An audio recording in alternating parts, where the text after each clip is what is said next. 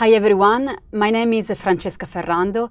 I teach philosophy at NYU Program of Liberal Studies, and I'm very excited to talk with you in this video about posthumanism. This is the third video of a mini-series about the posthuman. We talked in the first video about the notion of the posthuman itself. In the second video, we addressed the philosophical movement of transhumanism, and we define it as a plural, transhumanisms. And in this video, we're going to address the notion of posthumanism. So, in the first video, we announced the fact that the posthuman is an umbrella term, is a notion that is used by different schools of thoughts with different meaning. In the second one, we explained that according to the transhumanist movement, we are not posthuman yet. And in this video, in the third video, we are going to declare that according to posthumanism, yes, we can be already posthuman. So according to posthumanism, you don't have to wait tomorrow to be posthuman. You can be posthuman now. Posthuman, in fact, according to posthumanism, is an approach, an existential approach. Is a way to be part of existence, to look at the world. Is a perspective. So, how do you become posthuman? In order to become posthuman, you need to reflect very much on your location in this open network that is existence. Posthumanism, in fact, can be defined in three different ways. First, as a post/humanism. And I'm going to address in my next video what do we mean by the notion of post/humanism. The second way to define posthumanism is as a post/anthropocentrism. And I'm going to define post-anthropocentrism in my fifth video. And finally, to be posthuman, you need to address existence from a post-dualistic perspective.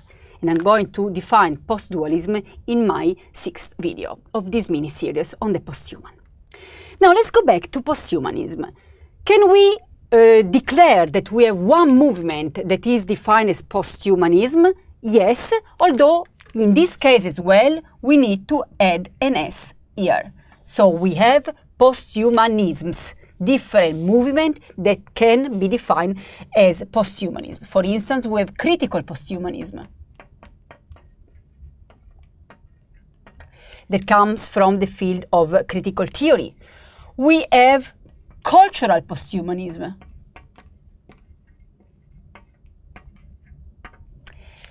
And we have philosophical posthumanism, among others.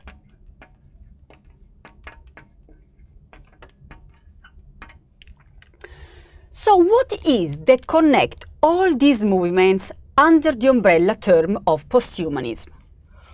Is one specific approach, is the deconstruction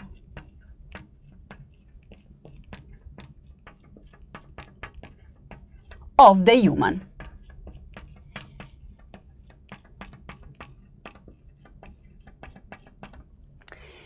We already addressed the fact that the human itself is addressed by all these different schools of thoughts as an open frame, something that is not defined in specific fixed terms.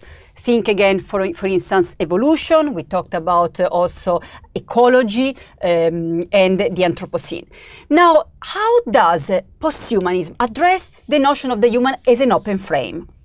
Well, according to posthumanism, we cannot think of the human as an open frame only through the future. For instance, posthuman, according to the transhuman approach, think of emerging technologies. The human is something that is being redefined, the cyborg, cryonics, mind uploading. So it's not only through the future, it's not only through the present, but it's also through the past. When did we become human? This is a relevant question because we are going to understand through different approaches the fact that the human itself is a cultural notion and also an historical one. So according to post-humanism as a post/humanism, not every human being has been defined as human. For instance, you can think of the history of slavery, how some humans were considered less than human. And there are many other cases, for instance, in the history of sexism, in the history of ethnocentrism, in the history of disability. So some humans have been considered more human than others. Then we're going to address post-anthropocentrism. So this deconstruction of the human is not only done from an inner frame, so it's not only the human as many, so humans,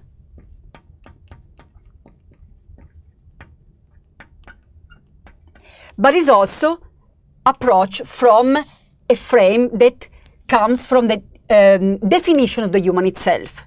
So we're going to see through anthropocentrism that the notion of human itself has been defined through the non-human. And usually this separation has been given an exceptionalist to the human. So we are human because we are not non-human animals.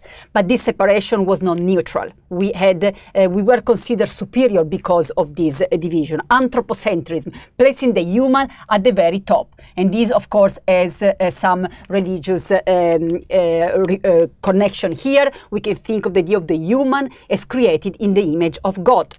For instance, according to different religions such as Christianity, Islam, and Judaism. And then we're going to address the open notion of the human from a post-dualistic perspective, specifically through technology, but more relevantly, the technology from an Heideggerian perspective as a way of revealing. And here we're going to talk about technologies of existence. So thank you so much for your kind interest. If you are interested in this topic, you can find more information on my website, which is www.theposthuman.org. And I'm looking forward to talk about post/humanism in my next video. Thank you so much.